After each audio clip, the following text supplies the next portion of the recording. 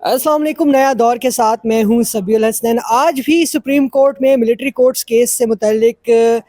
سماعت ہوئی۔ آئینی بینچ نے سماعت کی، جسٹس امین الدین خان نے سربراہی کی، اور آج کی سماعت میں پاکستان تحریک انصاف کے وکیل عزیر بھنڈاری نے دلائل دینے تھے۔ گزشتہ روز سلمان اکرم راجہ جو ارزم جنید ملزم ہیں ان کے وکیل ہیں، انہوں نے دلائل مکمل کیے تھے، اور آج پاکستان تحریک انصاف کے وکیل نے دلائل دینے تھے، مگر لطیف کھوسہ نے اپنے دلائل کا آغاز کیا۔ زیادہ تر ریٹرک پولیٹیکل باتیں کی انہوں نے، ان کے دلائل کیا تھے یہ آج اس پر بات کریں گے۔ اس کے ساتھ ساتھ سلمان اکرم راجہ اور اعتزاز احسن کی آپس میں کیا ایشو ہوا، کیا چپکلش ہوئی کمرہ عدالت کے اندر، اس پر بات کریں گے۔ میرے ساتھ موجود ہے سینئر صحافی امانت گشکوری، ان سے چل کر بات کرتے ہیں۔ بہت شکریہ امانت گشکوری جوائن کرنے کے لیے۔ یہ بتائیے کہ آج لطیف کھوسہ نے اپنے دلائل میں لیگل ایشوز سے زیادہ پولیٹیکل بات نہیں کی؟ جی بالکل ایسا ہی ہے، اور ججز نے بھی ان سے سوال کیا، اور انہوں نے سٹارٹ ہی ادھر سے کیا کہ جو ملٹری کورٹس ہے اور جو ٹرائل ہوتا ہے وہاں پر وہ غیر اسلامی ہے۔ انہوں نے دین کی بات کی کہ دین اسلام میں اور قرآن پاک میں آزاد عدلیہ کی بات کی گئی ہے۔ انہوں نے مثالیں دی خلفائے راشدین کی کہ اس دور میں بھی جو غیر مذہب کے لوگ ہوتے تھے، یہودی ہوتے تھے، ان کے حق میں بھی فیصلے دیے جاتے تھے، تو جو ٹرائل تھا وہ شفاف تھا اور عدلیہ آزاد ہوتی تھی۔ اور اس طرح انہوں نے اس کیس کے اندر اسلامی ٹچ دینے کی کوشش کی ہے۔ لطیف کھوسہ نے تقریباً اپنے 80% جو دلائل تھے وہ دینی باتوں پہ کیے ہیں، اور انہوں نے لکھے ہوئے تھے سارے حوالہ جات، انہوں نے لکھے ہوئے تھے پرانے اسلامی واقعات انہوں نے لکھے ہوئے تھے، جس پہ جیسے نعیم اختر افغان نے انہیں ٹوکا اور انہوں نے کہا کہ آپ نے 2 والیوم ہمیں دیے ہیں تو ہم ان کو پڑھ لیں گے، آپ ایک ہی چیز کو دوبارہ پڑھ کر عدالت کا ٹائم ویسٹ کر رہے ہیں، تو آپ اس طرح کی باتیں نہ کریں۔ آپ ایک سینئر وکیل ہیں، آپ اٹارنی جنرل رہے ہیں، آپ منسٹر رہے ہیں، آپ ایک سیاستدان ہیں، رکن اسمبلی رہے ہیں، بالکل رکن قومی اسمبلی، تو آپ کو عدالت کی قانونی نکات پر معاملت کرنی چاہیے، نہ کہ آپ جس طرح کی باتیں کر رہے ہیں۔ اور جیسے جمال خان مندوخیل نے اس موقع پر کہا، جب لطیف کھوسہ کا کہنا تھا کہ عدلیہ اور ایگزیکٹو جو تھی وہ حضرت عمر کے دور میں ان کے کنٹرول میں تھی دونوں، تو وہ اس بات کو اسے جوڑنا چاہ رہے تھے کہ جو ملٹری کورٹس ہیں وہ ایگزیکٹو کے انڈر ہیں، اور عدلیہ جو ہے اس کو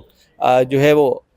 زیر عتاب لانے کی کوشش کی گئی ہے۔ 26ویں ترمیم کے تناظر میں انہوں نے یہ بات کی، تاہم جیسے جمال خان مندوخیل کا کہنا تھا کہ اس وقت جو تھے وہ اور حالات تھے، آپ ان چیزوں کو موجودہ وقت کے ساتھ نہ جوڑیں، اور جو اسلامی واقعات ہیں ان کا ہم احترام بھی کرتے ہیں، لیکن اس طرح کی باتیں اس میں نہ، اور سیاسی باتیں بھی انہوں نے بہت کی کہ سانحہ 9 مئی اور 10 مئی پہ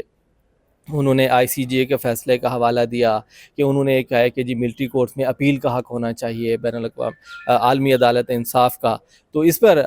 جیسے جمال خان مندوخیل کا کہنا تھا کہ یہ تو 2019 کی رپورٹ ہے آئی سی جے کی، تو اس وقت تو پی ٹی آئی کی حکومت تھی، تو انہوں نے کہا کہ آپ کی اپنی حکومت تھی اور آپ ابھی بات کر رہے ہیں کہ ملٹری کورٹس جو ہیں وہ غیر قانونی ہیں، غیر اسلامی ہیں، آرٹیکل 21D کی آپ باتیں کر رہے ہیں، تو جب آپ پاکستان پیپلز پارٹی میں تھے اور اب آپ پی ٹی آئی میں ہیں، تو بطور رکن قومی اسمبلی آپ نے کب پارلیمنٹ میں آواز اٹھائی اور آپ نے کب 21D کو چیلنج کیا؟ تو یہ ساری باتیں ادھر آ کے کیوں کرتے ہیں؟ جیسے مسرت ہلالی نے بھی یہی کہا کہ کھوسہ صاحب آپ یہ ساری باتیں پارلیمنٹ میں کر سکتے ہیں، یہ سیاسی باتیں یہاں پر نہ کریں، تو انہوں نے اس کو روکا لطیف کھوسہ کو، اور ان کے اینڈ پہ انہوں نے کچھ حوالہ جات دیے، عدالتی فیصلوں کا حوالہ دیا کہ ملٹری کورٹس میں ٹرائل سویلین کا نہیں ہو سکتا، سانحہ 9 مئی اور 10 مئی کے جو ملزمان کا ٹرائل ہوا ہے وہ غیر آئینی ہے۔ اور اعتزاز احسن کے چونکہ وہ وکیل تھے، اعتزاز احسن کی نمائندگی کر رہے تھے، تو ان کا کہنا تھا کہ میں نے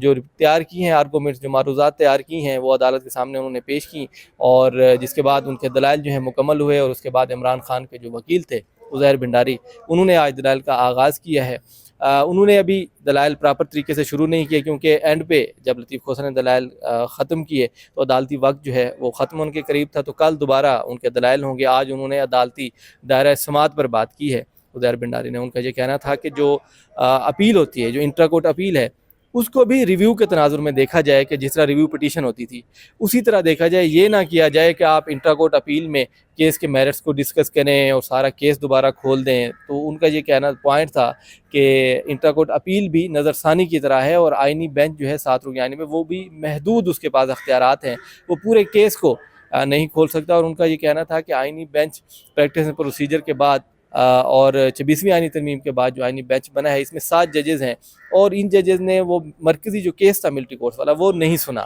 تو یہ بھی دوسری بات بھی نظر میں انہوں نے اعتراض اٹھایا ہے کہ موجودہ جو 7 ججز ہیں وہ نئے دماغ ہیں ساتوں، تو انہوں نے وہ کیس نہیں سنا ملٹری کورٹس کا، تو اس میں وہ ججز ہونے چاہیے تھے جو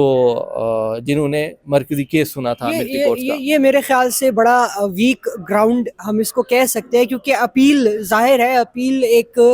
آئینی اور قانونی ریمیڈی ہے جو کہ پریکٹس اینڈ پروسیجر ایکٹ کے بعد اس میں بھی تھی، اور پھر 26ویں آئینی ترمیم کے بعد بھی. اور اپیل میں ضروری نہیں ہے کہ وہی ججز کیس سنیں جنہوں نے مرکزی کیس سنا ہے، یہ نظر ثانی میں ہوتا ہے. نظر ثانی کا اسکوپ جو ہے وہ لمیٹڈ ہوتا ہے، اپیل میں آپ میرٹس ڈسکس کر سکتے ہیں. اچھا یہ بتائیں کہ اعتزاز احسن اور سلمان اکرم راجہ یہ دونوں سیم پیج پر ہیں پاکستان تحریک انصاف کے معاملے پر. ہم یہ کہہ سکتے ہیں کہ پاکستان تحریک انصاف کا حصہ ہے اعتزاز احسن بھی. سلمان اکرم راجہ تو ظاہر ہے ہی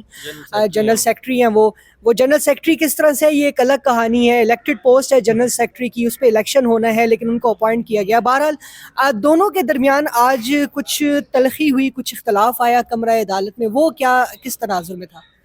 گزشتہ روز چونکہ سلمان اکرم راجہ نے جو بات کی تھی جیسے منیب اختر کے فیصلے پر انہوں نے 63A والی اٹھایا تھا آرٹیکل 63A کا، اور انڈائریکٹلی وہ جو ہے وہ فوجی عدالتوں کے کیس سے جڑا ہے، کیونکہ وہ یہ بات کر رہے تھے کہ جو ملٹری کورٹس کے اندر جیسے منیب اختر کا جو فیصلہ ہے اس سے بہتر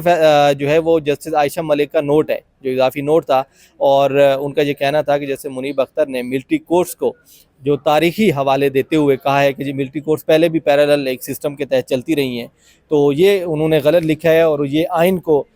جو ہے ری رائٹ کرنے کے مترادف ہے. اور انہوں نے حوالہ دیا آرٹیکل 63A کا جو کہ جسٹس منیب اختر نے تحریر کیا تھا 63A کا، اور پھر اس کے بعد نظر ثانی میں پھر اس ججمنٹ کو ریورس کیا گیا. بالکل، تو انہوں نے کہا کہ جو نظر ثانی میں فیصلہ دیا گیا تھا آرٹیکل 63A کا وہ درست تھا، کیونکہ اس میں لکھا گیا تھا کہ آئین اور قانون میں جو الفاظ دیے گئے ہیں اسی کو دیکھتے ہوئے فیصلے کیے جاتے ہیں، اپنی طرف سے الفاظ آئین میں شامل نہیں کیے جاتے اور نہ ہی یہ فیصلے میں باتیں لکھنی چاہیے. تو اس پر گزشتہ روز بھی سوشل میڈیا پر کافی ان پر تنقید ہوئی، اور ان پہ انہوں نے آج ذکر بھی کیا کہ میرے خلاف سوشل میڈیا پہ باتیں کی گئی اور میڈیا پہ. تو اعتزاز احسن روسٹم پر آئے اور ان کی جانب سے یہ کہا گیا کہ سلمان اکرم راجہ جو ہیں وہ میرے بھی وکیل ہیں، تاہم میں نے ان کو ایسی کوئی جو ہے انسٹرکشن نہیں دی تھی کہ آپ اس طرح کی بات کریں. ہم جیسے منیب اختر کے فیصلے کے ساتھ کھڑے ہیں، ان کا فیصلہ درست ہے. ان کا کہنا تھا کہ میں جیسے منیب اختر کے فیصلے سے اتفاق کرتا ہوں، اور سلمان اکرم راجہ نے جو باتیں کی ہیں ان پر مجھے اعتراض ہے. جس کے بعد سلمان اکرم راجہ روسٹم پر آئے اور انہوں نے اپنی بات کی، آ کر وضاحت کی. ان کا کہنا تھا کہ میں نے ایک پیراگراف کی بات کی تھی کہ جیسے منیب اختر نے جو فیصلہ دیا ہے اس کے ایک پیراگراف پر میں نے آبجیکشن کیا تھا کہ یہ ایسی باتیں نہیں لکھنی چاہیے تھی. میں نے پوری ججمنٹ پہ اعتراض نہیں اٹھایا ہے. اور ان کا کہنا تھا کہ میرے خلاف میڈیا پر بھی کافی باتیں کی گئیں، جس پر جیسے نعیم اختر افغان جیسے مسرت ہلالی کا کہنا تھا کہ ہمارے بارے میں بھی روزانہ باتیں کی جاتی ہیں میڈیا پر، ہمارے خلاف ہوتی ہیں، ہمارا دل چاہتا ہے کہ ہم جواب دیں لیکن ہم نہیں دیتے، اور ججز جو ہیں وہ جواب دے بھی نہیں سکتے. تو آپ کو بھی سوشل میڈیا کو نہیں دیکھنا. وہ ججز نے یہ معاملہ رفع دفع کرایا کیونکہ وہ اعتزاز احسن جو ہیں وہ کہہ رہے تھے کہ جس طرح کی باتیں زیب نہیں دیتی ہیں کہ آپ ایک جج کو، جس کو فیصلہ جنہوں نے لکھا ہے وہ بڑے قابل جج ہیں جیسے منیب اختر، پاکستان تحریک انصاف. بالکل اس فیصلے کیونکہ ڈائریکٹلی وہ پی ٹی آئی کی فیور میں تھا، تو ان کا یہ کہنا تھا کہ یہ انہوں نے غلط بات کی ہے سلمان اکرم راجہ نے، اور سلمان اکرم راجہ اس کو ڈیفینڈ کر رہے تھے. جس کے بعد جیسے امین الدین خان نے کہا کہ جی آپ چھوڑیں اس معاملے کو، یہ ختم ہو گیا ہے. تو لطیف کھوسہ نے اس کے بعد اپنے دلائل کا آغاز کیا. تو اب سماعت کب تک ملتوی ہوئی ہے ملٹری کورٹس کیس؟ جی اس ہفتے جمعرات تک سماعت ہونی، یعنی کل تک سماعت ہوگی. کل صبح 9:30 بجے دوبارہ اس کیس کی سماعت ہونی ہے، اور اس ویک میں کل ہی لاسٹ ڈے ہے کیونکہ جمعے کو آئینی بینچ نہیں ہے. تو فیصل صدیقی کی جانب سے پوچھا گیا کہ وہ جمعے کو دلائل دینا چاہیں گے، تو بینچ کی جانب سے بتایا گیا کہ جمعے کو بینچ دستیاب نہیں، تو اس وجہ سے کل تک ملتوی ہوئے سماعت، اور کل لاسٹ ڈے ہوگا. عزیر بھنڈارے عمران خان کے جو وکیل ہیں وہ اپنے دلائل جاری رکھیں گے کل. بہت شکریہ امانت گشکوری بات کرنے کے لیے. تو ناظرین یہ تھی تفصیلات آج کی سماعت کی، اور اگلے ہفتے تک ایسا لگتا ہے کہ ملٹری کورٹس کی مزید سماعتیں ہوں گی. تقریباً 16-17 سے زائد سماعتیں ہو گئی ہیں، اور اب فیصل صدیقی بڑے مدلل دلائل دیتے ہیں، انہوں نے بھی ٹائم لینا ہے، انہوں نے بھی دلائل دینے ہیں. بہرحال اسی کے ساتھ ہی اجازت دیجیے. اللہ حافظ.